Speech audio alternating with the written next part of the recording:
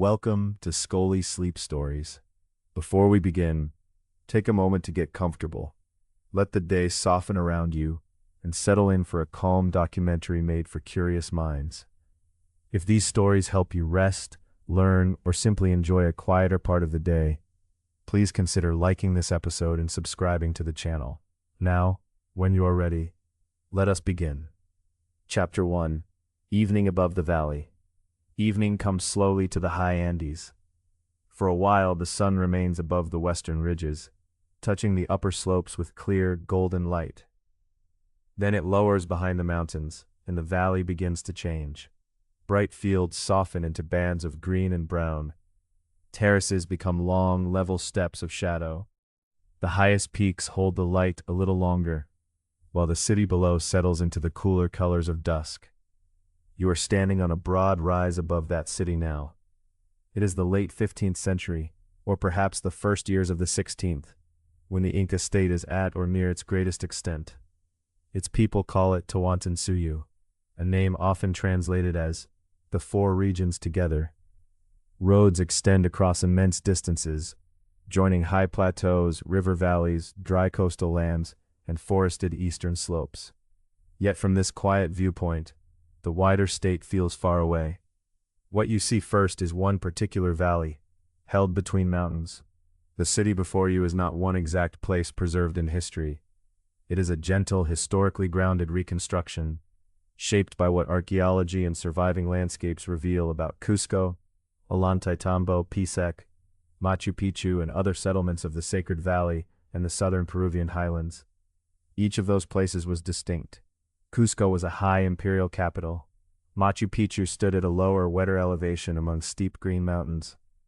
Settlements in the Sacred Valley could combine residences and cultivated land with administrative and ceremonial spaces. Inca communities differed in altitude, climate, size, and purpose.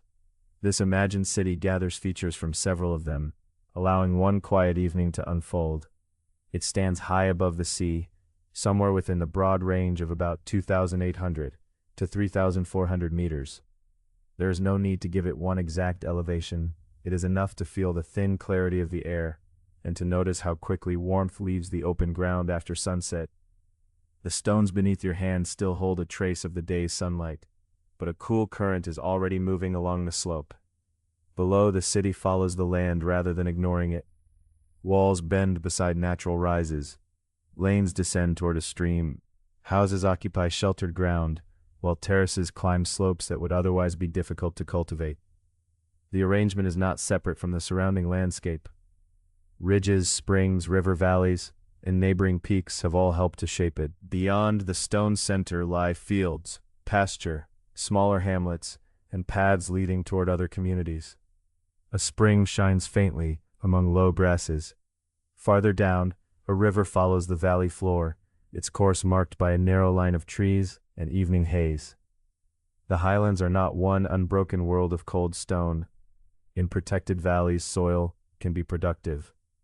Differences in sunlight, water, elevation, and shelter create many local conditions. Some slopes grow maize where the climate allows. Other ground supports potatoes, quinoa, and hardy plants suited to cooler air. Above the cultivated land, open pasture provides grazing for llamas and alpacas. A few of those animals are visible in the distance now. Their shapes move slowly along a pale track, accompanied by two figures returning from higher ground. At this distance, no sound comes from their steps. You see only the measured progress of the little group and the occasional lift of a long neck against the fading sky. Nearer the city, the day's work is concluding. One person crosses an open space carrying a bundle of grass or reeds. Another pauses beside a doorway. A faint thread of hearth smoke rises from beneath a thatched roof, then bends in the cooling air. Voices travel from somewhere below, softened by walls and distance until the words can no longer be understood. Many Inca stone buildings seen by later visitors will stand without roofs, open to rain and stars. Here in a living city, many of those walls support wooden roof frames covered with steep layers of thatch. The pale, dry grasses catch the last light. Roofs overlap one another down the hillside, sheltering rooms, storerooms, workspaces, and courtyards. Long shadows settle into the lanes. Water continues to move through them. From a spring above the settlement, carefully guided channels carry a narrow flow downhill. The water slips beside walls, crosses open spaces, and passes toward fields below. Its quiet movement is practical and constant. It serves households, cultivated ground, and places where people gather. Though much of the city grows still, the water does not pause with the ending day. Stone holds warmth. Water moves downhill. Shadows deepen between the buildings. These patterns belong to more than one generation. The Inca are skilled organizers and builders, but the knowledge around you did not begin with them. For thousands of years, Andean communities developed ways to cultivate steep land, guide water, spin fibers, herd animals, build roads, and live across sharply changing environments. Tawantinsuyu inherited many of these traditions, then adapted and expanded them across its wide territory. The city contains many layers of knowledge. Its builders have studied the angle of the slope, the direction of runoff, and the qualities of local stone. Farmers know which fields warm first in the morning light and which remain shaded. Herders recognize paths between pasture and settlement. Travelers understand where a road crosses a ridge and where it descends toward a sheltered valley. Season shapes every task as well. In these southern tropical Andes, seasonal change is often described through wetter and drier parts of the year, rather than 4 equal seasons. Yet rainfall varies greatly from place to place. Elevation, clouds, mountain exposure, and local geography all matter. An evening in a drier period may end beneath a clear sky. During a wetter time, clouds may gather around the peaks and rain may darken the stone. Conditions change with altitude and shelter, with the season, and with the movement of weather through each valley. Tonight only a few high clouds remain. They have turned from white to rose, and from rose to gray. The precise words spoken in these courtyards are beyond recovery. Archaeology can reveal foundations, worn paths, tools, pottery, hearths, channels, and fragments of cloth. It can offer evidence of built spaces and material life. It cannot preserve every ordinary conversation or the private feeling of one evening, and so the smaller gestures of this journey are imagined gently. A worker sets down a tool, a family shares the warmth of a hearth, a traveler pauses to look across the valley as the daylight fades. The mountains themselves require no invention.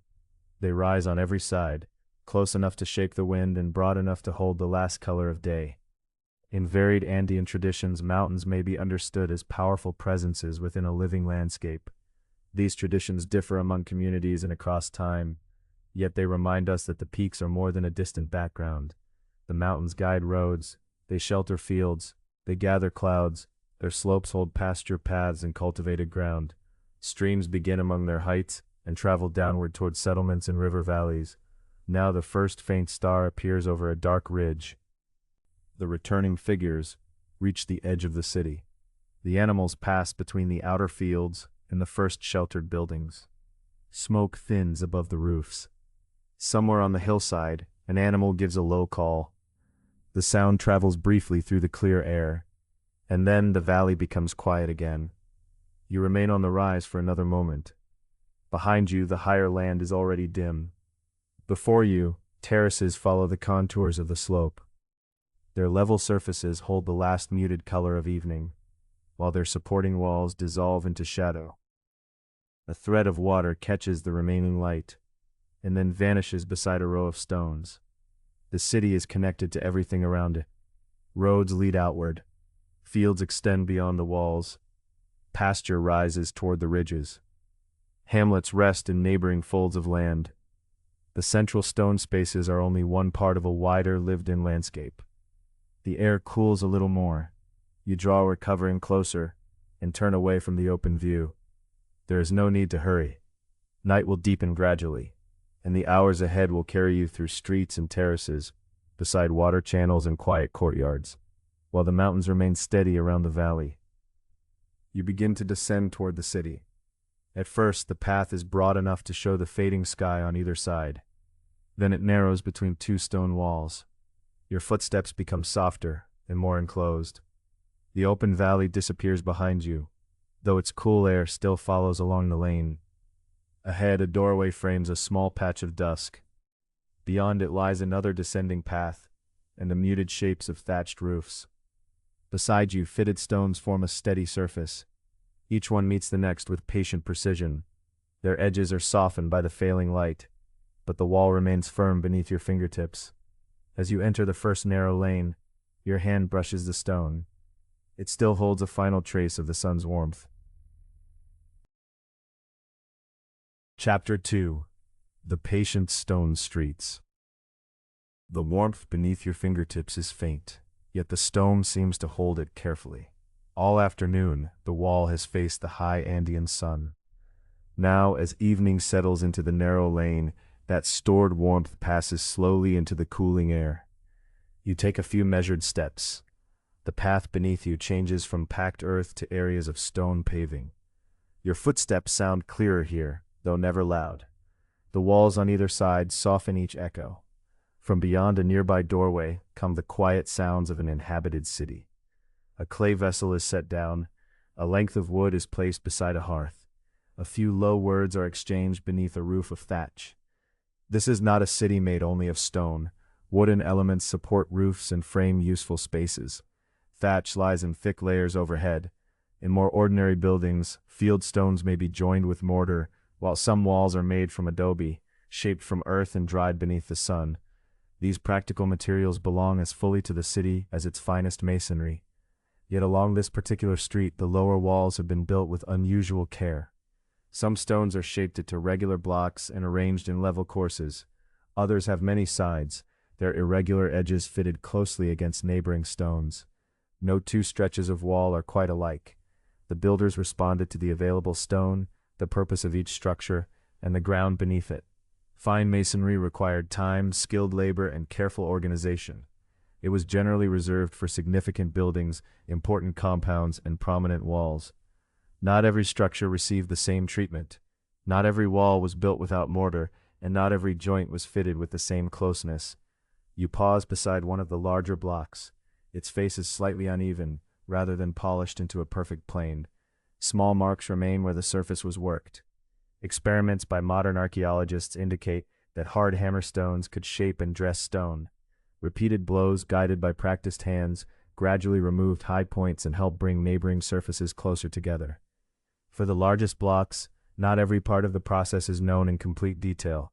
Labor had to be organized to quarry, move, raise, and fit heavy stones, but the exact sequence was not recorded for every building. The surviving walls offer evidence of remarkable planning without requiring mysterious methods. They speak instead of patient observation, practiced skill, many workers, and a great deal of time. Your hand leaves the wall, and you continue downhill. The lane does not follow a perfectly level grid. It bends with the slope, narrowing where the hillside presses close and widening where the ground allows. Cusco preserves evidence of rectilinear streets, squares, enclosed compounds, drainage works, and carefully constructed walls. Yet, even carefully planned spaces had to answer to mountain terrain. Stairs rise where the grade becomes steep. Retaining walls support the higher ground. Channels follow dependable descents. Streets and buildings may form clear lines and right angles, but no single plan is imposed everywhere. A city on a slope must work with gravity. A shallow drain runs along one side of the lane. Its stone lining is dark with moisture, though only a thin thread of water moves through it now. During seasonal rains, channels and drains help guide runoff away from walls and pathways. Retaining features hold soil in place and support the streets above and below. These careful works are easy to overlook. They lie beneath your feet or follow the edges of the road, yet they help keep the pathways usable as rain passes over the sloping ground. You stop and listen. The little current moves across stone with a low, steady sound. Beyond it, the evening city continues beneath its roofs. Someone draws a doorway closed. A faint scent of hearth smoke drifts into the lane. Farther ahead, a gentle glow rests within a trapezoidal opening. The doorway is narrower at the top than at the base. This trapezoidal form is characteristic of Inca architecture.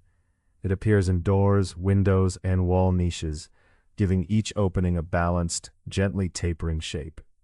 Beyond the doorway, small niches are set into an interior wall. Their shadowed forms repeat the same quiet geometry. Some may hold folded cloth, vessels, or other useful objects. The light from within does not reach far. It rests only on the threshold and on a few stones of the lane. Some especially important spaces had double-jammed openings. A jamb is the upright side of a doorway. A double-jammed entrance has a second recessed frame surrounding the first. Such openings required additional labor and were often associated with places of particular importance. Here, however, the entrance is simpler. A person passes through carrying a small bundle, then disappears into the warmth beneath the roof. The lane opens into a modest square. After the close walls, the wider space feels airy and still. Several rectangular buildings face inward around a central courtyard.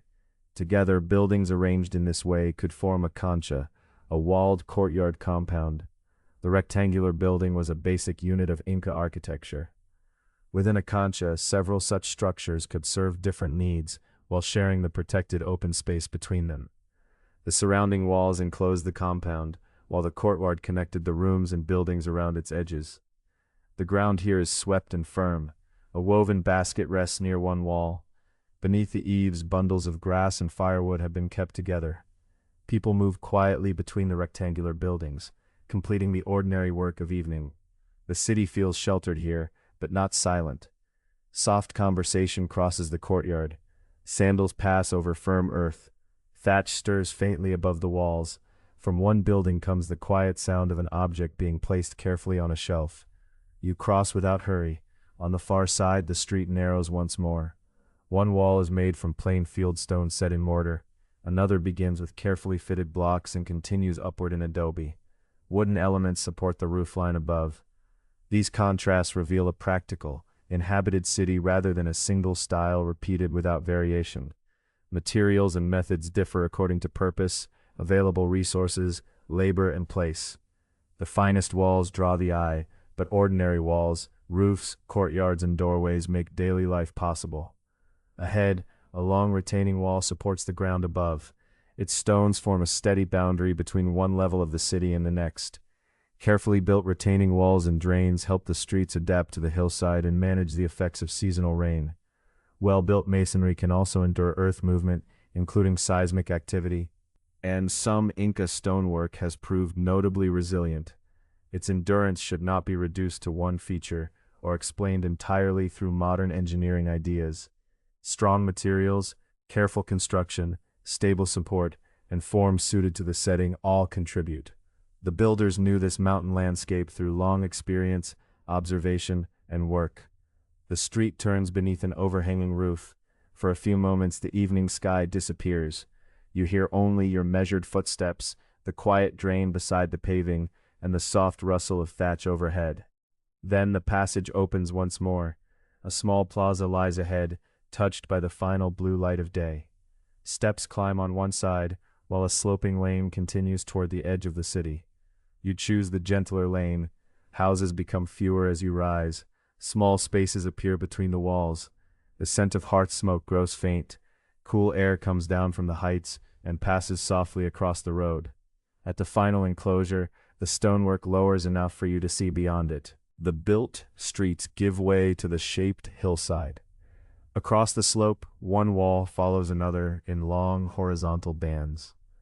These are terrace walls, holding fields along ground that would otherwise fall away too steeply. Their repeated lines follow the contours of the mountain, orderly without being rigid. Behind you, the channels continue their quiet descent through the streets. Rectangular buildings settle around sheltered courtyards. Trapezoidal doorways hold the last traces of hearthlight. Stone, adobe, wood, and thatch gather beneath the deepening sky. Ahead, the terraces wait in the fading light. The sun has left the narrow lanes, but it still reaches the higher fields. For a little while longer, the terrace edges shine in a narrow band of gold, one patient stone line above another. Chapter 3: Terraces in the Fading Light. You pause where the last city wall meets the open hillside. Before you, the terraces descend in broad, quiet steps, each one following the mountain's natural curve. In Spanish, agricultural terraces like these are often called andenes. They have transformed a steep slope into a succession of gentler surfaces. A wall, a field of soil, a small crop, a channel, and then another wall below. From here, the arrangement seems simple, yet every level reflects careful decisions made over many seasons.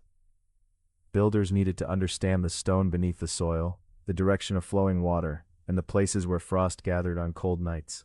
Farmers observed where sunlight remained longest, where moisture lingered, and where the wind dried the earth. Their knowledge came not from a single plan, but from sustained attention to the land. You step onto the upper path and follow it slowly. Beside you, a retaining wall holds the field in place.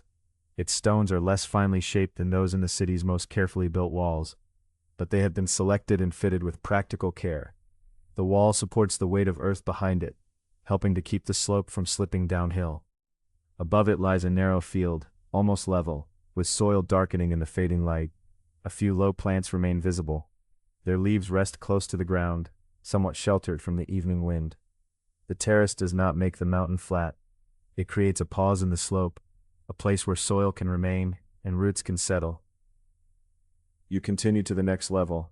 At some well-studied Andean sites, terraces were built with several kinds of material beneath the cultivated surface. Larger stones might lie low in the structure, with gravel, sand, and planting soil arranged above. Water could pass through these layers, instead of gathering around roots or pressing heavily against a wall. But terraces differed from valley to valley, and from hillside to hillside. Not every field was constructed in the same way. Some depended on deeper soil, some used simpler fills, others rested upon older structures that had been repaired many times. Local builders adapted each terrace to its particular ground. Near the base of one wall, you notice a small opening. It allows moisture to move rather than remain trapped. Elsewhere, shallow channels guide water along the contour of the slope. Their purpose is not only to deliver water to crops, it can also slow it. Mountain rain, when left to rush freely downhill, may carry precious soil away. A channel gives the water a measured path. A wall interrupts its descent. Roots help hold the loosened ground. Together, these features form part of a wider system of drainage and erosion control. Yet the terraces do not command the weather. Frost may still settle over the fields. Drought may still dry the soil. Heavy rain can damage a wall, and a harvest may still fail. Terraces ease some of the difficulties of farming on steep ground, but they do not remove uncertainty from mountain life. You reach another level, broader than the first. Here the remaining daylight touches the soil unevenly. The western edge is still warm in color, while the wall beneath it has already turned gray. Even across a short distance, growing conditions can change. One slope faces the sun for much of the day. Another falls into shade early. Moisture lingers in a sheltered hollow, but escapes quickly from exposed ground. Cold air may collect in one place, while passing over another. Altitude brings further variation. Lower and warmer valleys often favored maize. Potatoes flourished at many higher elevations, while quinoa could also grow in highland environments. These were broad patterns rather than strict rules. Each community worked with its own soils, rainfall, moisture, frost risk, and inherited experience. Farmers chose crops suited to local conditions, and those conditions were never identical from one settlement to another. Potatoes and quinoa had been domesticated in the Andes long before the Inca Empire arose. Generations of farmers had already learned how to cultivate mountain environments, preserve seed, and recognize useful differences among plants. Terraces, too, were not an Inca invention. Earlier Andean societies had developed terrace systems in many places. During Inca rule, local communities continued to build, repair, and maintain them. The Inca state expanded and coordinated older traditions across a wide and varied region. It could organize labor and support large works, but it did not replace local knowledge with one uniform method. The Andes contained many environments and many communities. A solution suited to a sheltered valley might not suit a colder plateau. A wall that worked well on one slope might be unnecessary on another. The landscape before you is not the result of one idea repeated without change. It is more like a long, patient conversation between people and place. You descend several stone steps to a lower field, wall, soil, small crop, channel, then another wall below. The repetition is steady, but each terrace has its own character. One is narrow enough for only a few rows. Another opens into a broader platform. One wall curves around a rocky outcrop, rather than cutting through it. Another has been repaired with stones of slightly different colors. The repair is modest, almost invisible in the twilight, yet it reveals the continuing work required to keep the hillside productive. Terraces must be tended even when no crop is ready to gather. Channels are cleared of silt and fallen leaves. Stones loosened by rain and changing temperatures are checked and returned to place. Soil washed toward an edge may be moved back. Seeds are tended, young plants observed, and moisture judged with care. Much of this labor is patient and repetitive. It belongs to families and neighboring households, to people working together, and to knowledge carried through practice. Someone clearing a channel learns how swiftly the water should move. Someone tending the soil notices which corner of a field dries first. Over the years, these observations become part of the terrace itself. The daylight continues to withdraw. It leaves the lowest fields first and lingers briefly along the upper edges. Stone walls become pale lines between dark bands of earth. From somewhere across the valley comes the faint sound of a tool being set down. Afterward, there is only the wind touching dry stalks and the occasional murmur of water. You rest beside a terrace where a small stand of maize remains. The stalks are shorter than they seemed from the path above, and their long leaves shift quietly. Maize often favored warmer elevations, although local conditions always mattered. A sheltered slope could differ from an exposed one nearby, just as one season could differ from the next. Higher on the hillside, low potato plants blend into the dim soil. Beneath the surface, their tubers remain hidden. There is no need for the terrace to reveal all its work at once. Roots settle out of sight. Moisture sinks slowly through the earth. The field rests between stone and open sky. Above, the final sunlight touches only the highest wall. For a moment, every stone along its edge is distinct. Then the gold softens into gray, and the terraces become broad, quiet shapes beneath the evening sky. Wall, soil, small crop, channel, one level after another. Near your feet, the dark earth slopes gently toward a shallow groove. The groove narrows until it reaches a small irrigation opening in the wall. There, one thin thread of water still catches the remaining light. It slips through the stonework, gathers below, and continues downhill. You follow its quiet movement with your eyes. It passes from one terrace to the next, then turns toward the built center of the city, carrying the fading reflection of the sky into the streets. Chapter 4. Water through the city. The thin thread of water leaves the terraces and enters a narrow channel beside the path. In the fading light, its surface is more easily heard than seen. It passes over a shallow stone step with a soft, repeating murmur. Then it gathers between two fitted stones and continues downhill, carrying the last reflection of the evening sky into the city. You follow at an unhurried pace. The channel does not need to be deep. Its work depends upon the natural slope of the land. Water moves from higher ground toward lower ground, and Andean builders learn to guide that movement with patience and precision. A slight change in angle could slow the current. A carefully positioned stone could turn it toward a field, a courtyard, or another branch of the channel. A narrow opening could limit the flow. A wider passage could allow more water through. Gravity provided the motion. Human attention gave that motion a useful path. These methods were already old when Inca engineers developed them across a wide and varied landscape. Communities throughout the Andes had long worked with springs, streams, rainfall, steep slopes, and changing seasons. Knowledge accumulated through careful observation. People learned where water emerged from the earth, how it traveled after rain, which soils retained moisture, and where openings were needed so that water would not gather behind a wall. Like terrace farming and road building, water management grew from the experience of many generations. It was not simply a matter of constructing a channel and walking away.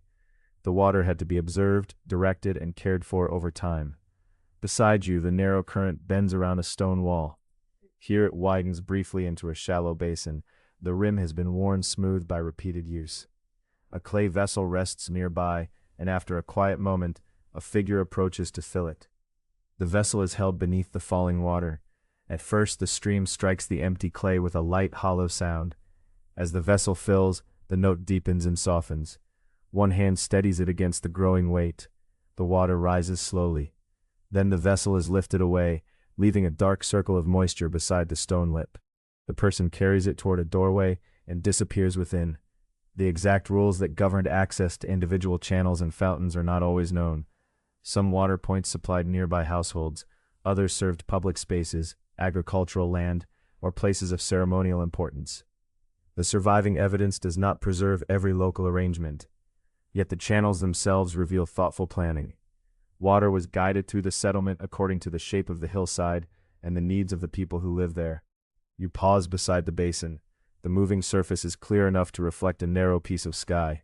An open channel in an ancient city should not be imagined as a modern source of purified drinking water. Dust, soil, leaves, and the ordinary activity of the settlement could reach it.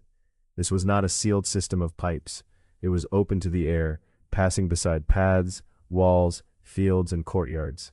Even so, flowing water was a valuable presence. It could be gathered into vessels, directed toward crops, carried into working spaces, and guided onward to lower ground.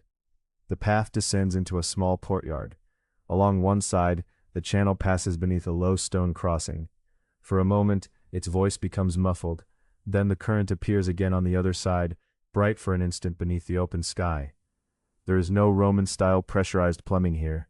There is no universal underground sewer network forcing water through sealed pipes beneath every street. The system follows the form of the mountain. Where the land falls, the water falls with it. Where the route must turn, stones, openings, and carefully graded channels guide the current. In some Inca settlements, spring water entered through canals, designed to maintain a steady descent. At Machu Picchu, for example, water from a spring was carried into the settlement through a graded canal and passed through a series of stone fountains. This composite city is not that exact place, and its channels follow their own hillside pattern. The number and arrangement of fountains need not be the same. Still, a similar practical understanding is visible here. A source lies above the settlement. Water enters at a higher level. Then it descends through a planned sequence of channels, branches, basins, and agricultural routes. The courtyard is quieter now. A few muted voices drift through a doorway, then fade behind a woolen hanging. Near the wall, another vessel rests beside a smooth working stone. The faint scent of hearth smoke lingers in the cooling air. Water passes through it all without haste, carrying a wavering reflection from one opening to the next. You listen as it moves beneath the low crossing. For a few breaths, there is only that gentle sound. Water against stone, water entering shadow, water returning to the evening light. A supply channel, however, is only part of the work. Water must also be given a safe way to leave. During the rainy season, heavy showers can descend over the Andes. Rain runs from roofs, crosses plazas, and moves quickly down roads and steep paths. It sinks into fields and terraces. It gathers beside foundations. If too much water becomes trapped behind a wall, the wet soil grows heavier and adds pressure. If it pools beneath a building, it can loosen the ground. On an unprotected slope, runoff can carry away the soil that farmers have worked to retain. For these reasons, drainage was as important as supply. Terrace walls required ways for excess moisture to pass through or away. Sloping surfaces helped carry rain from buildings and open spaces. Channels beside roads and streets collected runoff, directing it toward lower and safer ground. Plazas, roofs, pathways, fields, and foundations all had to be considered. No single design served every Andean settlement. Conditions varied from one valley and mountainside to another. Builders responded to the local slope, the available stone, the source of the water, and the pattern of seasonal rain. The shared principle was simple. Water should be welcomed where it was needed and released where too much of it might cause harm. You notice this care where two paths meet. The center of the crossing rises slightly, while narrow grooves follow its edges. In the dry evening, they seem modest, almost like simple lines in the paving. During a shower, they would become active routes. Water from the path could enter the grooves and move away from doorways and walls. The workmanship is quiet. Nothing calls attention to itself. The stones simply shape the journey of rain before the rain arrives. The city was not completed once and then left unchanged. Channels collected silt. Leaves and small stones settled into narrow passages. Plants took root in damp corners. A stone edge might shift after repeated rain. A blocked opening could send water across a path or against a wall. Maintaining the system required continuing care. People cleared debris, watched the current, repaired worn edges, and checked the branches leading toward homes, public spaces, and agricultural terraces. Water management depended not only on engineering, but also on regular labor and cooperation.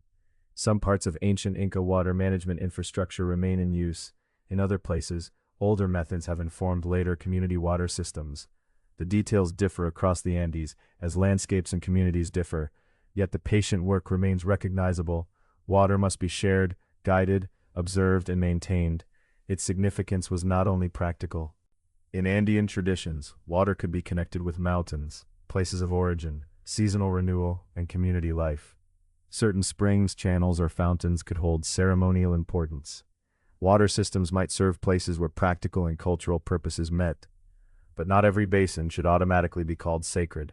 Not every fountain carried the same meaning. One channel might supply a working courtyard, while another served a place of ceremonial importance. A single watercourse could pass through several kinds of space. The surviving stones do not always tell us precisely where one purpose ended and another began, so you remain beside the channel without asking it to reveal more than it can. Its practical work is clear enough. It moves downhill. It fills a waiting vessel. It crosses a courtyard. It feeds a branch leading toward the fields. It carries away water that would otherwise gather in the wrong place. Around that practical movement, many generations could also hold their own traditions, memories, and meanings. The channel now slips beyond the courtyard and returns to the open slope. The air feels cooler here. Behind you, the denser buildings have settled into broad, dark forms. Their upper edges are traced by the last pale light. Ahead, the water divides. One branch turns downward toward lower fields. The other follows the hillside beneath a retaining wall. At the meeting point, the current hesitates around a shaped stone. Then it separates cleanly, each narrow stream continuing along its own gentle descent. You choose the hillside path. For a while, water and footsteps keep an even rhythm. The channel narrows beneath an overhanging stone, where its sound becomes low and enclosed. It emerges briefly into moonlight, silver at the edges, and then disappears again into shadow. You walk more slowly now. The buildings behind you grow still. No vessel waits at the next basin. No voice crosses the path. There is only cool stone beneath your feet, a trace of smoke in the air, and the steady movement of water beside the wall. Farther along, the slope opens. Above the channel stands a row of simple buildings, arranged in the cooler mountain air. Their doorways are dark. Their walls hold the faint light of the rising moon. There is space around them, and the breeze moves freely between one structure and the next. The water can no longer be seen. It has entered a deeper shadow beneath the path. Yet its quiet voice remains, guiding you onward as the hillside storehouses become clear in the moonlight. Chapter 5. Storehouses on the Hillside. The storehouses rest above the hidden channel in measured rows. Moonlight gathers along the upper edges of their walls, while the doorways remain closed and dark. Between one building and the next, cool air moves down from the mountain. It passes over stone, dry grass, and hard-packed earth, carrying the faintest trace of stored plants and wool. These buildings are known by several spellings: Quolca, Colca, Colca, or Colca. The differences come partly from the varied ways Quechua words have been written. However the word is spelled, a Quolca is a place where useful goods can be kept until they are needed. There are several storehouses on this slope, not just one. Some stand close together, others are separated by narrow passages where the air moves freely. Across the Andes, such buildings were often arranged in groups near roads, administrative centers, and places of production. Their position helped people bring supplies in, keep an account of them, and distribute them later. The rising moon reveals that the buildings are not all alike. One has a rounded outline, another is rectangular with straight walls and a low roof.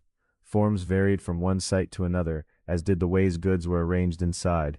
It would be too simple to say that every round building held one crop and every rectangular building held another. Local conditions and intended uses shaped these quiet structures. You follow the path beside them, feeling the temperature fall slightly as the slope rises. This cooler setting could help preserve the contents. Builders paid careful attention to dryness and airflow. Some storehouses had openings that allowed air to pass through. Some used raised floors, channels, or carefully prepared foundations. Others relied more upon their placement on a cool and open hillside. No single design appeared everywhere. Each place responded to its own landscape, yet the broad purpose remained familiar: to keep valuable goods in suitable condition for as long as possible. At one closed doorway, the lower stones are just visible. Air moves through a narrow opening near the base. The current is too gentle to hear. You notice it only when a dry blade of grass, stirs beside the threshold. Behind the wall, the stored goods might include far more than grain. There could be dried foods, bundles of fiber, folded clothing, sandals, tools, and raw materials awaiting later use. Some supplies might be prepared for travel. Others could support farming, building, or the maintenance of roads and terraces. Some might remain untouched until the seasons changed, or a harvest proved less generous than expected. Storage was a way of extending care through time. Work completed in 1 month could meet a need many months later. Food gathered during the growing season could be used when fields lay quiet. Fiber cleaned and bundled in one community could eventually become cloth. Sandals made ahead of time could be distributed before a long journey. Such preparation reduced risk, though it could not remove every hardship. Stored supplies did not guarantee that hunger was impossible, nor could they make every harvest succeed. Weather, transport, local circumstances, and decisions about distribution still mattered. Yet a well-kept storehouse offered a measure of steadiness. It allowed people to prepare rather than depend entirely upon what could be gathered in a single day or season. Farther along the row, an empty basket rests beneath a small overhang. Its woven sides cast a soft pattern on the ground. Baskets and carrying cloths help move supplies between fields, homes, roads, and storehouses. The work required cooperation. Many hands planted, tended, harvested, dried, sorted, carried, counted, protected, and later distributed what had been set aside. Dried foods were particularly well suited to storage. Removing moisture made food easier to preserve for longer periods. In the high Andes, potatoes could be transformed into chuño, a freeze-dried potato product that could last for an extended time when kept in suitable conditions. The cold highland environment played an important part in making chuño. Through patient preparation, much of the moisture was removed from the potatoes. The finished food was lighter than a fresh potato and could wait through the changing seasons until it was needed. The idea seems to belong naturally to this hillside. Cool air, patient work, and food resting behind thick walls. Nothing here appears hurried. The buildings hold the results of many earlier days. They hold the memory of fields, careful drying, journeys along the path, and orderly placement inside. Goods and quantities also had to be administered. Officials and other responsible workers could oversee what entered the storehouses and what later left them. One important form of record-keeping used quipus, devices made from cords and carefully arranged knots. Quipus were used for numerical administration. Trained keepers could use their ordered cords and knots to record quantities. Scholars continue to investigate whether some quipus also encoded information beyond numbers. They were part of a skilled system of knowledge, and should not be thought of merely as primitive calculators. Somewhere in the city, perhaps in a protected room, a keeper may have examined such cords by daylight, passing practiced fingers over the knots. Here on the slope, however, no official figure approaches. There is only the quiet evidence of organization, closed entrances, orderly rows, and pathways wide enough for people carrying bundles. The moon has risen above a shoulder of the mountain. Its light remains mild, bright enough to outline the storehouses without washing the sky pale. Every doorway is still. Whatever rests within has already been counted, placed, and sheltered for the night. You pause where the path widens. Below, the channel from the courtyards continues beneath the stone. Its sound is softer now, nearly absorbed by the earth. Above, the mountain air passes among the buildings, entering one opening and leaving another. Rows, bundles, dried food, and closed doorways settle into a single impression of patient readiness. The storehouses do not promise that every difficulty can be prevented. They offer something quieter and more practical: careful preparation, shared effort, and useful goods kept for a later time. Near the final building, a covered bundle rests behind a screen. The covering has shifted just enough to reveal pale fiber inside. It has been cleaned, gathered, pressed into an orderly shape, and tied securely for storage. Most of it remains enclosed. Only one fine strand has worked free. It reaches from the bundle and catches on the rough edge of a basket, where the moon gives it a narrow silver line. You lift it gently from the wicker. The fiber is softer than the basket and warmer in color than the stone. Between finger and thumb it begins to twist, almost as if it remembers the turning of a spindle. Beyond the storehouses, a sheltered room holds a faint amber glow. There, away from the cool hillside air, More fiber waits beside spindles and folded cloth. The loose strand seems to point toward that quiet doorway, leading from the careful keeping of materials to the patient work of making thread. Chapter 6. Threads of the Highlands. The loose strand leads toward the sheltered doorway, pale against the darker earth. Inside, the amber light of a small hearth rests gently upon stone walls and woven mats. The room is warm enough to soften the chill carried down from the hillside. Here, bundles of fiber wait in shallow baskets, and a spindle turns slowly between practiced fingers. Its motion is simple and steady. The spindle descends, turning as it goes. Prepared fiber is drawn out in a narrow stream. The turning spindle twists the fibers together, binding many fine hairs into one continuous length of yarn. When the spindle nears the floor, a hand catches it, winds the new yarn around its shaft, and begins again. Draw, turn, wind, draw, turn, wind. A small weight, called a spindle whirl, helps the spindle continue its measured rotation. Though modest in size, the whirl supports the patient transformation of loose fiber into firm, useful thread. The work begins long before this quiet moment. Across the high grasslands, alpacas and llamas provide much of the fiber used in Andean cloth. Their fleece is gathered, cleaned, sorted, and prepared according to its texture and intended purpose. Alpaca fiber is generally fine, and especially suitable for soft, high-quality cloth. Llama fiber varies. Some can be used for fabric, while other fibers serve well in sturdy textiles, cords, and ropes. Each bundle is examined by hand. Softness, length, color, and thickness all help determine what the fiber may become. One basket in the room holds fiber the color of cream. Another contains a warm brown, like earth touched by late afternoon light. Nearby are grays, deep browns, and shades so dark that they appear almost black beside the fire. Camelid fleece naturally offers a broad range of quiet colors. Beautiful cloth can be made without changing them at all. A spinner seated near the wall lifts a small amount of gray fiber. Careful fingers loosen the places where the hairs have gathered together. Dust and small pieces of grass have already been removed.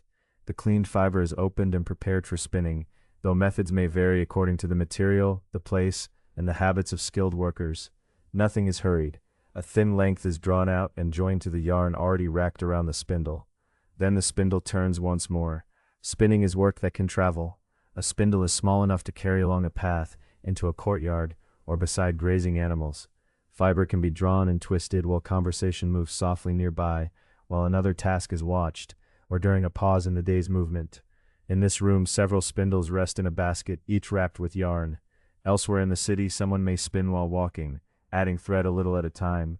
Those small lengths gather, a few arm spans become many. Not all the material in the room comes from the cold uplands. Near the hearth lies a smaller bundle that looks different from the camelid fiber. It is cotton, brought from warmer country. Cotton grows mainly in lower valleys and coastal regions. Its presence here quietly reveals connections between different environments. The Andes contain many ecological zones separated by changes in elevation. Materials available in the cold highlands may differ from those found in lower valleys or near the coast. People connected these regions through movement, exchange, and enduring relationships. Highland fiber and tubers could travel toward lower country. Cotton and maize could move upward. Dyes, feathers, coca, and other valued materials also pass between ecological zones. So the basket of cotton contains more than pale fiber. It carries the warmth of another landscape. It suggests fields beneath a different sky, hands that gathered and prepared the crop, and paths rising gradually toward the mountains. When cotton is found in a highland textile, it preserves one small part of this broad web of connection. The spinner returns to the camelid fiber. The spindle turns. Across the room, several skeins of yarn hang from a support. Some preserve their natural colors. There are creams, browns, grays, and near black tones. Others have been dyed. Their shades remain muted in the low firelight. Yet one strand holds a deep and restrained red. Andean dyers drew colors from animal, plant, and mineral sources. Their knowledge varied among communities, regions, and periods. Materials available in one valley might differ from those found along the coast or on another mountain slope. There was no single dye recipe used everywhere in exactly the same way. One important source of red was cochineal, an insect associated with the prickly pear cactus. Cochineal produced valued red dyes. Here, beside the hearth, The red yarn is only a narrow accent among the natural browns and creams. Even so, it draws the eye like a coal holding its color after the flame has lowered. Dyeing has its own rhythm of patience. Fiber or yarn must take on color suited to the cloth being made. The dyer works with materials, water, heat, and time. As with spinning, knowledge lives not only in spoken instruction but also in repeated practice, and in hands that have learned how a material behaves. Textile work takes place in many settings. Some belongs within domestic life, among the other tasks of a household. Some is carried out in specialized settings by people whose work is more closely organized around the making of cloth. Not every household prepares fiber or textiles in precisely the same way. Skills, responsibilities, tools, and access to materials can vary. Especially fine fiber from the vicuña holds a distinct place. It was reserved for particularly fine cloth, rather than being treated as an ordinary material. Its softness and quality set it apart from the more widely used fibers of alpacas and llamas. Yet even an everyday cloth requires uncommon care. Before weaving can begin, there must be enough prepared yarn. The yarn must be even enough and strong enough for its purpose. Threads must be arranged and held under controlled tension. If they are too loose, the cloth may not hold its intended form. If they are pulled too tightly, they become difficult to work. The weaver adjusts them with small movements, noticing changes that an untrained observer might miss.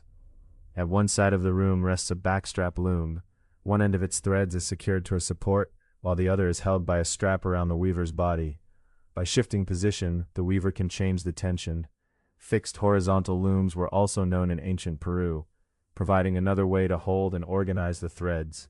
Different looms suited different settings and working traditions. Whatever the form, weaving required prepared yarn, steady tension, sustained attention, and practiced skill. Its lengthwise threads have already been arranged in a pale field of cream and light brown. Nearby, prepared yarn waits in small orderly groups. The spinner winds the last of the new yarn around the spindle. The strand is tested gently between finger and thumb. It is fine, but it holds. Once it was loose fleece gathered in the highlands. Then it became a cleaned bundle, a soft handful, and a narrow stream drawn through careful fingers. The spindle turned, descended, and was caught. Again and again, loose fibers joined one another. Now it is yarn. The spinner carries it across the room and places it beside the loom. Cream-colored threads wait beneath muted brown. The weaver takes the finished strand and guides it across them, passing one direction through the other. The tension is adjusted. The new line settles into place. Another strand follows, and then another. At first there is only crossing thread, quiet and orderly in the low amber light. Then slowly, at the edge of the cloth, the first small geometric shape begins to emerge. Chapter 7. Patterns Woven with Memory. The small geometric shape grows, one thread at a time. At first, it is no more than a dark line against the pale field. The weaver passes a strand across the loom, presses it gently into place, and reaches for another length of yarn. A second line appears beside the first. A corner forms. Within that corner, another color begins to fill a narrow square. The threads stretched lengthwise on the loom are called the warp. They remain under steady tension, holding the structure of the cloth. Across them pass the weft threads, traveling from side to side. In tapestry weaving, colored weft threads may be packed so closely that they cover the warp beneath them. The eye sees a smooth surface of color, while the hidden lengthwise threads give the fabric its underlying strength. Yet the making of fine cloth began long before the loom was prepared. Every narrow strand had to be spun with care. If the yarn varied too greatly in thickness, the woven surface would not settle as intended. The quiet discipline of the spindle remains within the finished textile, even after the spindle itself has been set aside. The weaver draws the newest row close to the one below it. Her fingers pause over the small square. Nothing in the movement is hurried. Each crossing must fit beside the crossings already made. Each edge must follow the intended arrangement. The pattern grows through attention, not speed. Nearby, a finished panel rests in a low stack, folded so that only one corner can be seen. Along its edge runs a sequence of stepped forms. Muted red meets brown, cream, and softened yellow. The colors are distinct without seeming bright in the fading room. Carefully prepared dyes, even yarn, and many hours of labor have gathered in this small portion of cloth. In the Andes, textiles were practical objects. They could be worn, wrapped, carried, and used in daily life. Fine cloth also held considerable value because it contained so much skilled work. A finely woven textile brought together many patient tasks. Animals had been tended and fiber gathered. The fiber had been cleaned, sorted, and spun.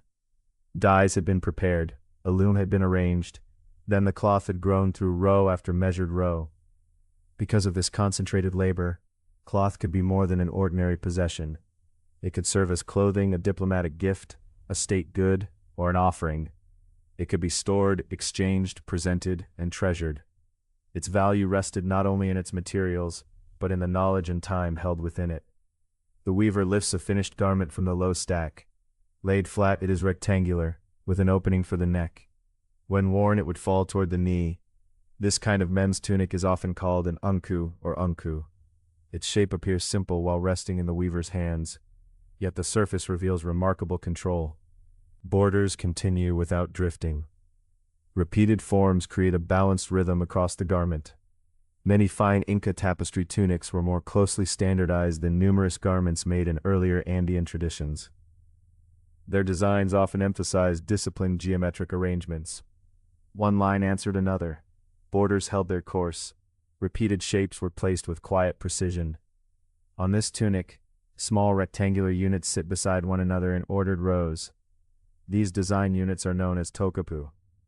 Each contains a geometric pattern. There may be divided fields, stepped lines, crossed bands, or smaller shapes enclosed within a border. Some units appear alone. Others are repeated or gathered into larger sequences. Their exact meanings have not been fully decoded. They should not be treated as a fully deciphered alphabet, in which every square has one certain translation. Early accounts and surviving textiles provide important clues, but they do not explain every arrangement. A checkerboard design is associated in some early accounts with military clothing. Here, however, it is enough to notice the measured alternation of light and dark squares and the care required to keep every boundary even. Other patterns remain open to cautious interpretation. Their precision can be appreciated without assigning a fixed translation to each line and shape. The weaver does not need to explain the squares for them to hold the gaze. Their order has its own quiet presence. One diagonal finds an answering line. A pale center rests within a darker frame. A narrow border separates one field from the next. Clothing could express rank, identity, or affiliation with the Inca state. A textile might show that its wearer belonged within a particular social setting or held a recognized position. Yet clothing could also retain connections to a local community and its inherited practices. The realm known as Tawantinsuyu was culturally diverse. It included high valleys, dry plateaus, coastal regions, and warmer eastern slopes. Across these varied environments lived communities with their own histories, materials, techniques, and preferences. Andean weaving had flourished for many centuries before the rise of the Inca state. Textile traditions were not all identical, and patterns found across the Andes should not all be treated as exclusively Inca. Regional knowledge continued to shape how fibers were prepared, how cloth was constructed, and how garments were worn. A garment could therefore speak in more than one way. It might show a relationship with the wider state while still remaining connected to a particular valley, community, or tradition. The wider order and the local practice could meet within the same carefully woven surface.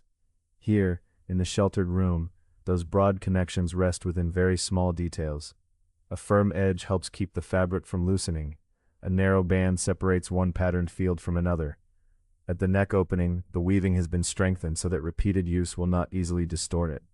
The garment is both carefully designed and meant to be worn. The cloth carries memory, although not as a written record of one particular event.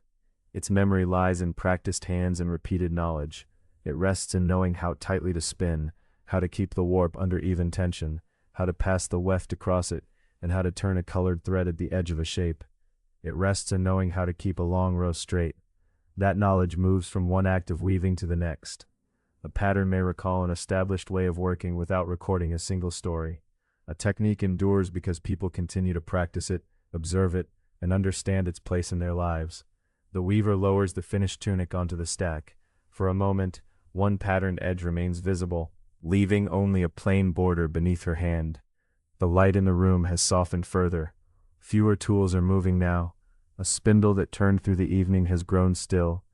Loose yarn is wound into a compact bundle. A small container of prepared fibers is covered against dust. At the loom, the newly woven section remains no wider than a hand.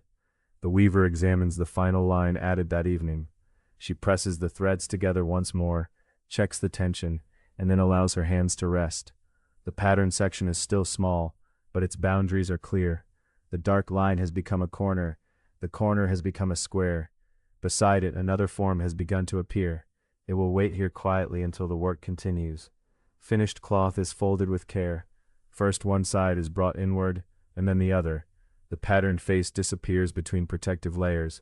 A second textile is placed above it, with its plain border aligned to the fold below. Someone lifts the small stack and carries it through the doorway. Beyond the wooden frame of the loom lies an open courtyard compound, a kancha, with rooms arranged around a central square. The fitted stone walls retain the last mild warmth of the day, while cool night air settles gently into the open space. The folded textiles are placed safely inside one of the rooms. Behind them, the loom waits in silence. Before them, the courtyard opens beneath the first steady stars.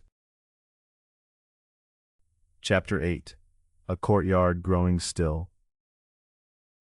The folded textiles rest within a small room, protected from dust and the cool air of night.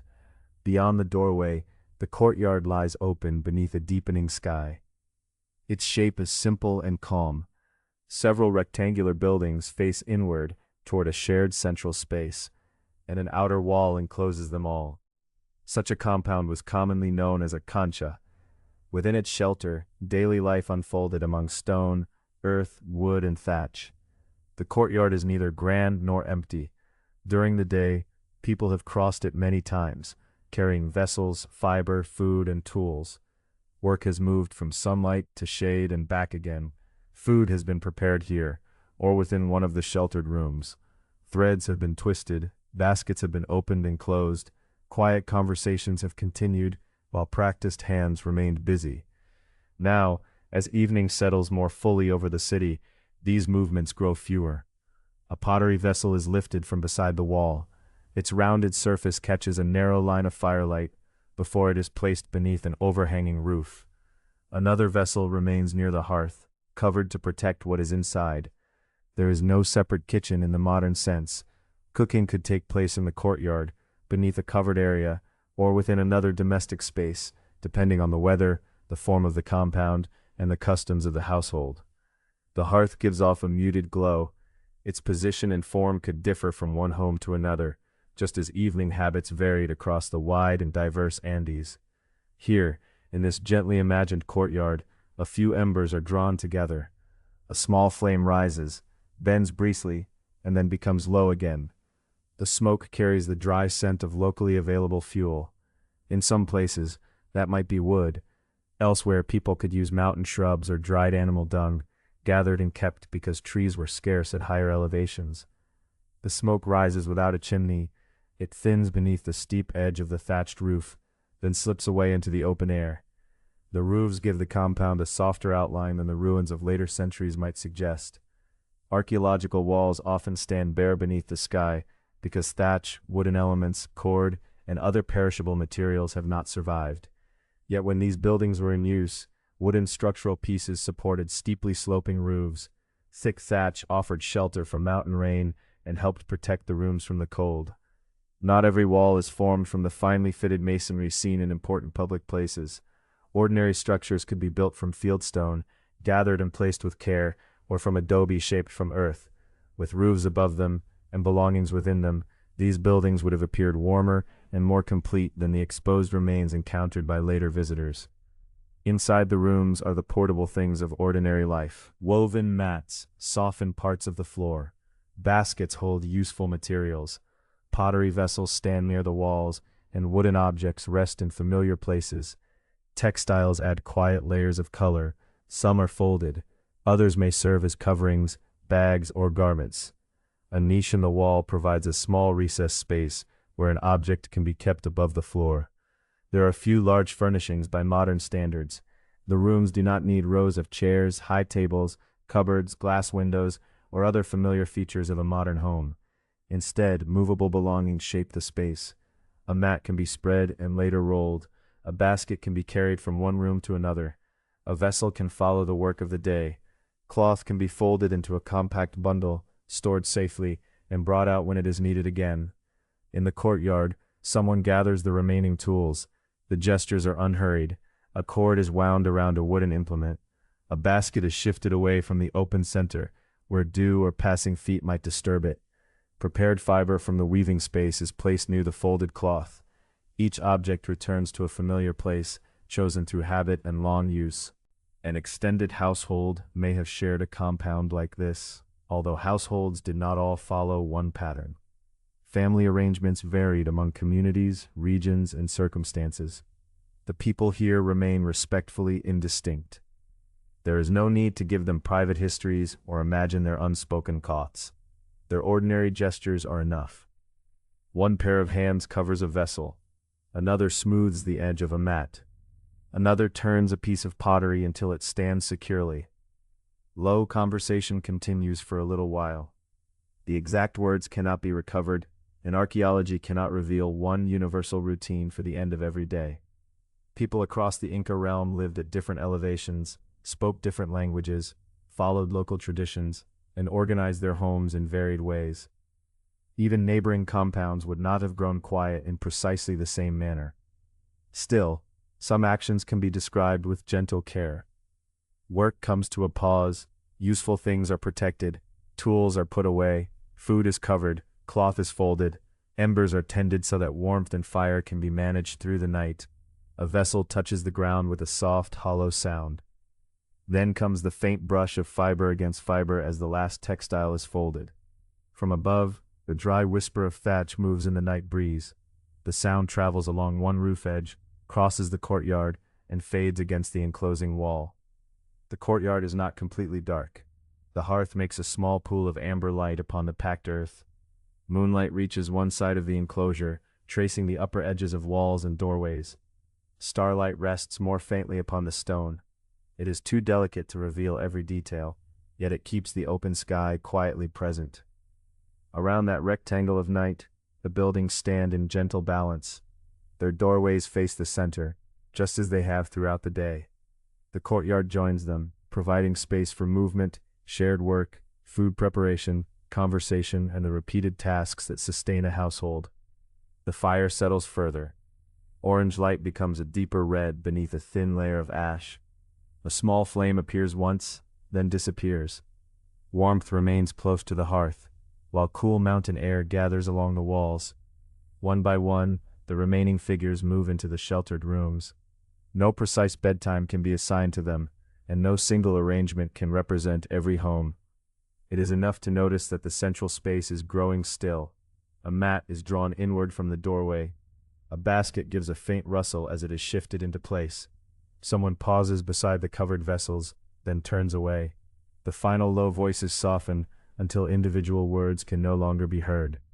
For a little while, the courtyard seems to hold the memory of the day. The packed earth bears the marks of many measured footsteps. A few strands of fiber remain where the weaving work was carried through. The stone at the edge of the hearth still keeps some warmth. Above it all, the open rectangle of sky grows deeper and clearer. Beyond the enclosing wall, water continues through a narrow channel, following the slope downhill. Its quiet movement is nearly hidden by the stone, yet the soft sound passes through the night. The breeze touches the thatched roofs, crosses the courtyard, and moves onward toward the darkened streets. Nothing here is entirely motionless. Embers settle, thatched fibers stir, water descends, moonlight shifts slowly along the wall. Yet each movement is so small that it seems to deepen the stillness rather than disturb it. From the open entrance, a pale route can be seen beyond the outer wall. It passes between buildings, reaches the edge of the city, and begins to climb. In the moonlight, Its surface appears as a soft band against the darker ground. The road seems empty now, but it does not end at the city boundary. It continues toward high passes and neighboring valleys, joining this quiet courtyard to fields, storehouses, settlements, and distant regions. The compound may be enclosed, but it is not isolated. The path beyond it carries the possibility of footsteps, exchanged goods, messages, and journeys between different parts of the Andes. For now, those journeys remain distant. Within the courtyard, the embers hold their small circle of warmth. The folded textiles wait in the sheltered room. Baskets, vessels, mats, and tools rest where careful hands have placed them. The last voices fade completely. Above the roofs, the rectangle of night opens onto a wider sky. Beyond the entrance, the pale road climbs beneath the steady stars, leading away from the sleeping courtyard and onward toward other valleys. Chapter 9. Roads Beneath the Moon. Beyond the courtyard wall, the pale route waits in the cooling air. You step through the open entrance and pause where the city's outer buildings give way to open ground. Behind you, hearths have dimmed to sheltered embers. Ahead, a thin moon rests above the western ridge, laying a narrow wash of light across the path. It is not bright enough to erase the stars. It merely traces the edges of stones and glimmers on the dry tips of mountain grass. The road passes between two low walls before turning toward the slope.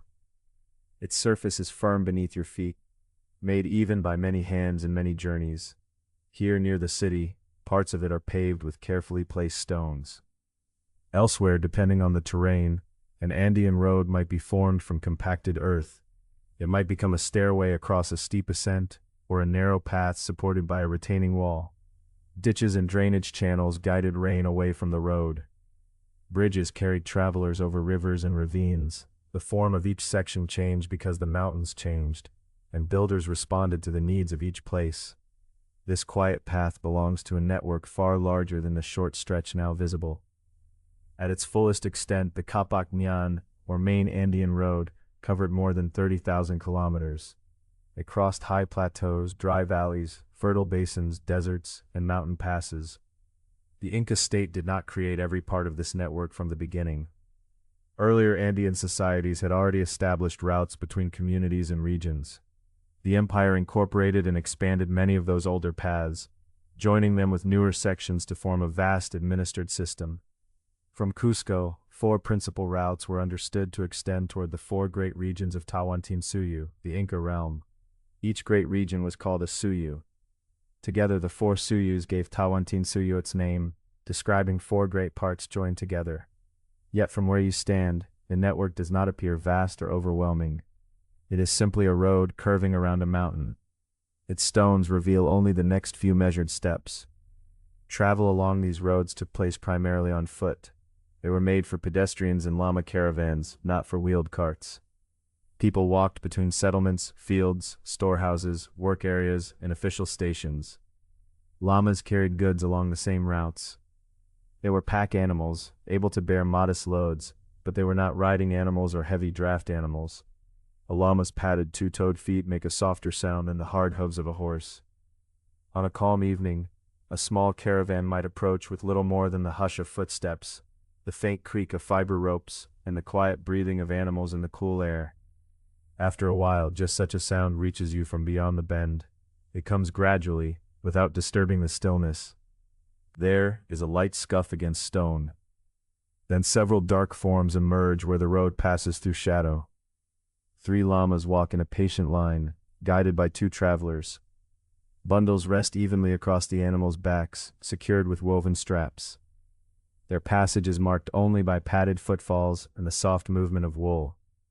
The travelers exchange a few low words as they near the city. Perhaps they are bound for a nearby tampu, also called a tambo. These stations were maintained along the road for authorized travelers. They could provide lodging, stored supplies, shelter, and places to work. Some were modest, others were larger compounds serving important routes. Their presence allowed journeys to continue in careful stages across difficult country. The imperial road system was not simply an unrestricted public highway. It was administered infrastructure, maintained for the needs of the state, as well as for movement between places. Officials, labor groups, messengers, and other authorized travelers used it. The roads enabled connection and exchange, while also supporting imperial administration and control. Through them, instructions could be carried outward, records brought inward, and resources organized across long distances. For the travelers passing now, that larger system remains mostly unseen. One raises a hand in quiet greeting. You return the gesture. The llamas continue, their long necks moving gently with every step. Soon the little caravan reaches the buildings below and disappears behind a wall. The road becomes empty again. Across this network moved goods from many ecological zones. The Andes are not one unchanging landscape. Elevation, rainfall, soil, and temperature vary greatly from place to place. A community in high, cold grassland had access to different resources than a settlement in a warm valley or a coastal desert. The roads helped connect these varied environments without making their communities the same. Food traveled between regions, along with textiles and raw fiber. Wood came from places where trees grew more readily. Feathers, coca, shells, and metals also crossed long distances. Knowledge moved with them. Travelers carried experience of crops, weather, skilled work, distant events, and the needs of other communities. Messages could move swiftly through relays of official runners called chasquis. A chasqui did not need to cover the full distance alone. One messenger carried information to a relay station, where another could take it onward. In this way, a message passed from runner to runner along the road. Chasquis carried verbal messages, carefully remembered and repeated. They could also carry small objects in quipus, records made from cords and knots. Their work required endurance, memory, trust, and steady coordination. You imagine a lone messenger crossing this slope earlier in the day. Perhaps he arrived along the descending path, paused to transfer a message, and then watched another runner continue. The road held each set of footsteps for only a little while, before returning to silence. Now there is no runner on the slope. There are no voices beyond the bend. The path seems to belong to the mountain wind. You follow it upward for a short distance, walking beside a retaining wall. Stones support the outer edge where the ground falls toward the valley. On the inner side, a shallow channel waits for seasonal rain. Water must be given a route so that it does not loosen the path. The road endures by attending carefully to the mountain's slope, stone, and flowing water. Below, the city has become a gathering of dark roofs and pale walls. A few courtyards retain the faintest trace of ember light. Terraces rest beyond them in long, quiet steps. Storehouses, workshops, fields, and homes are linked by paths that eventually meet the greater road. And still, the road continues beyond what you can see. Around one curve may be another settlement. Beyond that may be a high pass. Farther away, the path may descend toward a river, cross a bridge, and rise into another range. Travelers along it would encounter different languages, customs, crops, and ways of making familiar things. The network connected many communities, though it did not make them identical. Each valley and plateau retained the character of its own land and people. The thin moon has lowered until its edge touches the western ridge. Its light begins to fade from the paving stones. One by one, the details of the road soften. The joints between stones disappear. The shallow ditch blends into shadow. The uneven upper line of the wall becomes difficult to follow. At last, the moon slips behind the mountain, leaving the road as a dim ribbon curving out of sight. Without moonlight, the sky becomes deeper and clearer. You leave the main route where a narrow stair climbs toward a high terrace. Slowly, your footsteps rise from one broad stone to the next. Behind you, the Kapak Nan continues into darkness, joining distant fields, storehouses, bridges, relay stations, settlements, and valleys. Ahead, the terrace waits in the open air. There, above the quiet city, the road no longer draws the eye. The stars do. Chapter 10. Mountain Stars. The narrow stair ends upon a broad terrace, open to the mountain air. Here, the retaining wall rises only to your knee. Beyond it, the dark land descends in long, unseen slopes. The city rests below. Most of its hearths have faded to a dull red. Only an occasional thread of smoke rises into the cold night. Without the moon, the stones beneath your feet have lost their color. Their edges remain faintly silvered by starlight, but the terrace feels less like a structure now, and more like a quiet part of the mountainside. You cross it slowly, measuring each step on the level ground. The air at this height is thin and clear. It carries little haze, and there are no bright lamps to pale the sky. Above you, countless stars appear with a sharpness rarely seen from lower, damper country. Some shine steadily, others seem to quiver near the horizon, their light passing through more of the moving air before reaching your eyes. You sit upon a smooth stone beside the wall. For a while, there is no need to name anything.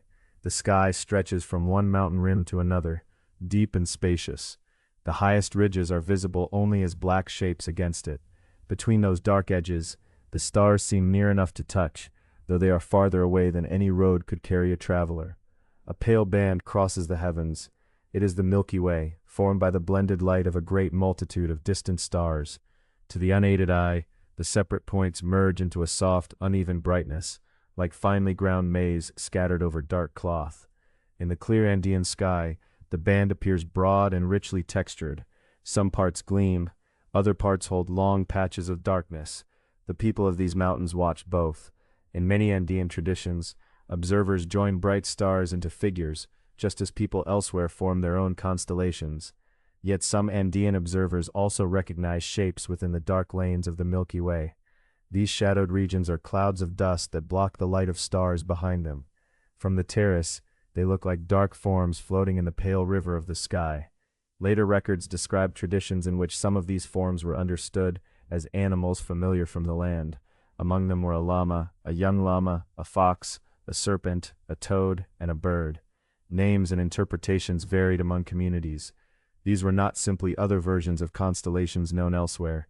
Their outlines were found not by connecting bright points, but by attending to the places where light seemed absent. You allow your gaze to soften. At first, the dark lanes are only irregular marks. Then one patch seems to narrow, while another widens like a body turning. The shapes do not become fixed. They remain gentle possibilities, held between the bright river and the patient attention of those who have learned to see them. The Milky Way seems to echo the waters below. Channels thread through the city. Rivers wind along valley floors. Seasonal rain crosses the slopes and sinks into terraces. In some Andean traditions, the shining band overhead has been understood as a celestial river, connected in thought and story with water upon the earth. Such ideas belong to particular peoples and times. They were not shared in precisely the same way across every Andean valley. These mountains contain many communities, each with its own history, language, and customs. Yet across that variety, sky, water, weather, animals, crops, and mountains have often been understood as parts of a connected, living world. The stars are not only ornaments of the night. Their appearances can help mark the turning year. A familiar group rising before dawn, disappearing into the sun's brightness, or returning to the evening sky, provides a regular sign. Careful observers can compare these changes with seasons of rain and dryness, planting and harvest, cold nights and warmer days. One compact cluster is especially easy to notice when it stands above the mountains. The Pleiades form a close gathering of stars, like a small patch of light. Traditions concerning this cluster are known from several Andean communities, including practices recorded long after the Inca period and continuing in some places today. Its timing and appearance have been observed in relation to the agricultural year. The connection is not simple fortune-telling. It grows from repeated attention. Generation after generation, people notice when stars appear, how the weather changes, when the soil is ready, and how plants respond. Knowledge gathers slowly, like fiber winding around a spindle. The people of this city do not rely upon the sky alone. They know the feel of soil between their fingers and the level of water in a channel. They watch clouds forming over particular ridges. They observe insects, birds, frost, wind, and the condition of stored food. The heavens offer one set of signs among many. From where you sit, the terraces are almost invisible, yet you remember their shapes. Each wall holds a patient line across the slope. Each layer of soil rests behind fitted stone. Potatoes wait in the cool earth during one season. Maize lifts green leaves in another. Quinoa colors the fields as its grain matures. The work below follows patterns of sunlight, rain, altitude, and human care. The sky also turns in patterns. Its movement is too slow to see from one breath to the next. Still, after sitting quietly, you notice that a bright star has drawn closer to a pointed summit. Another has risen clear of the eastern ridge. The change is small but certain. The mountains form a natural horizon. Their peaks and notches provide familiar places against which a rising or setting light may be remembered. In the Inca world, observation of the sun was important for organizing ritual and seasonal time. Certain built features and landscape alignments may have helped observers track significant positions along the horizon. Not every wall or doorway had an astronomical purpose, and scholars approached such claims carefully. Yet sustained observation of the sky was plainly part of Andean life. Here, no instrument separates the observer from the night. A stone edge, a mountain cleft, and a familiar star may be enough. The most important tool is familiarity. Below you, water continues through a narrow channel. At this distance it cannot be seen, but in the stillness you can hear its faint, continuous murmur. It flows past courtyards where woven cloth has been folded away. It passes walls whose fitted stones retain a little of the day's warmth. Farther down it turns toward terraces and fields. The sound joins the sky's slow movement. A cool breeze crosses the open platform. It carries the scent of earth, dry grass, and the last trace of hearth smoke. Somewhere among the lower buildings, a llama shifts its weight. A soft bell gives one muted note, and then is still. You look toward the tallest mountain. For Andean peoples, prominent mountains have often been regarded as powerful presences, sometimes known as apus. Understandings differ by region and community, but mountains may be approached with respect as guardians, ancestors, or beings connected with water, weather, and the well-being of those who live nearby. Their snow and high wetlands feed streams. Their slopes shape travel and cultivation. Their silhouettes organize the horizon. At night, the mountain before you is almost entirely dark. It does not need to be clearly seen to define the city. Its mass guides the wind. Its springs feed channels. Its stone appears in walls and paving. Above its summit, a bright star settles slowly westward. Nothing in the scene stands alone. Wool comes from animals nourished on high pasture. Dyes come from plants, minerals, and insects gathered within particular landscapes. Storehouses preserve the harvest of terraces. Roads connect valleys without erasing their differences. Water moves from mountain to field, from channel to courtyard, and onward toward the river. In the sky, bright points and dark spaces are held within one broad band of light. The city below has grown nearly silent. Its plazas are empty, and its doorways are dark. Yet silence does not mean that all motion has ended. Water runs, air crosses the walls, stars turn above the ridges. Beneath roofs of thatch, people breathe while embers settle into ash. You remain upon the high terrace as the night reaches its deepest hour. The thin moon is gone. The roads have disappeared into the land. Distance itself seems softened. City, valley, and mountains rest beneath the same clear sky, joined by darkness rather than divided by it. Then, low in the east, the black edge of a ridge becomes faintly distinct. No color has appeared, and dawn is still some time away. Yet the stars nearest that horizon seem a little less sharp. You rise from the smooth stone. Behind you, the Milky Way continues across the heavens, carrying its bright clouds and dark animals toward the west. Before you, broad steps descend from the terrace into the quiet city. With measured footsteps, you begin to follow them down, while the steady stars keep their slow passage above the mountains.